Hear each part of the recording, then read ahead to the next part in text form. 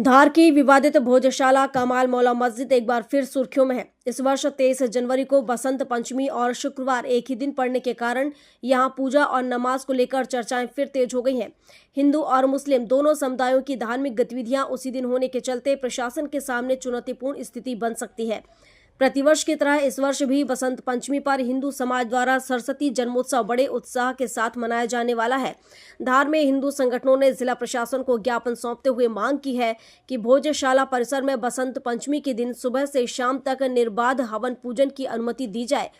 उनका कहना है कि सरस्वती माता का यह पावन दिवस किसी भी तरह की बाधा के बिना मनाया जाना चाहिए।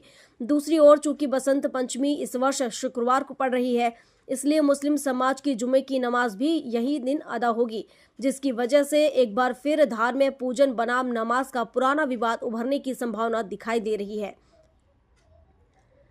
इस पूरे मामले में प्रदेश के प्रभारी मंत्री कैलाश विजयवर्गीय ने कहा कि किसी भी समस्या का समाधान बातचीत से ही निकलता है। उन्होंने भरोसा दिलाया है कि प्रशासन सभी पक्षों से चर्चा कर एक शांतिपूर्ण और सम्मानजनक समाधान निकालेगा। विजयवर्गीय ने कहा कि धार में शांति बनी रहे, सब अपने अपने धर्म और आस्था के प्रति सजग रहें। हमारी सरकार सभी आस्थाओं का सम्मान करती है, किसी को भी चिंतित होने की आवश्यकता नहीं है। आपको बता दें कि पिछले 20 वर्षों में यह चौथी बार है जब विवादित मॉन्यूमेंट में पूजा और नमाज को लेकर ऐसी स्थिति बनती दिखाई दे रही है।